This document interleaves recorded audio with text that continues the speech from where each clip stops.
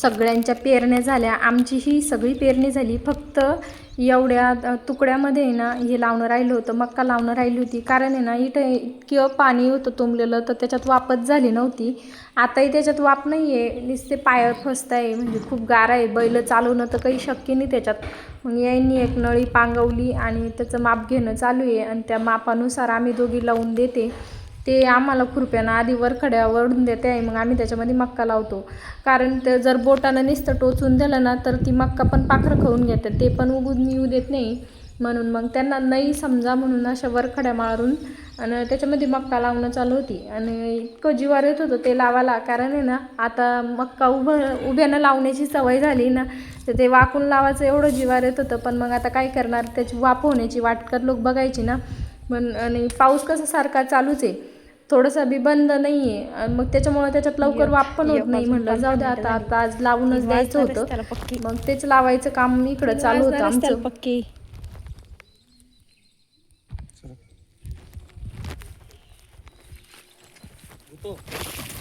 काम कमी झालं मला.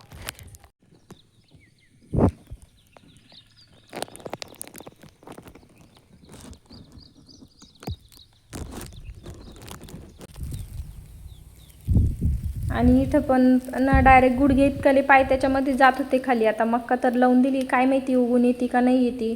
आणि बघा किती आभाळ आलं आहे आज. असं वाटतंय की जोरातच पाऊस येणार आहे, कारण ऊन बी जास्त पडलं आणि जास्त ऊन पडलं की त्या दिवशी पाऊस हमखास येतो.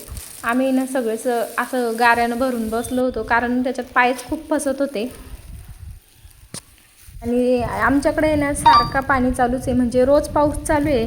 काही काही ठिकाणी ना अजून पाऊसच पडला नाही. पण मग पावसानं असं नाही करायला पाहिजे, सगळीकडेच पडायला पाहिजे. कारण या दिवसामध्ये ना पावसाची गरज सगळ्यालाच राहते. अजून तर काही काही गावाला अजून पेरण्या पण झाल्या नाही, कारण पाऊस व्यवस्थित पडला नाही. आणि आमच्याकडे एवढा पाऊस पडला ना, म्हणजे ढगफुटी झाली, भरपूर जणांच्या खूपच नुकसान झालं. आणि विहिरीला पण आता आहे ना चांगल्यापैकीच पाणी आलं आहे. पहिल्याच पावसामध्ये एवढं पाणी येऊन गेलं विहिरीला, नाही तर विहीर आमची एकदम कोरडी खट्ट झाली होती, त्याला अजिबात पाणी राहिलं नव्हतं.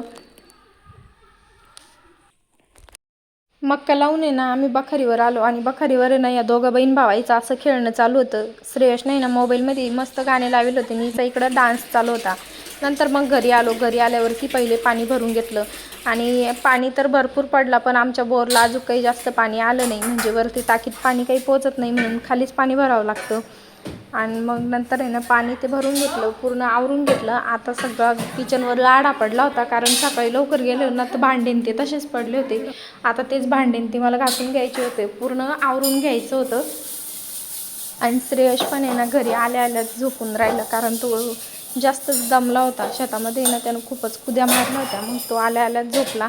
तो झोपला तर मग कसं पटपट काम आवरता येतं. तर तुम्हाला आजचा हा व्हिडिओ कसा वाटला ना, नक्की कमेंटमध्ये रिप्लाय देऊन नक्की सांगा.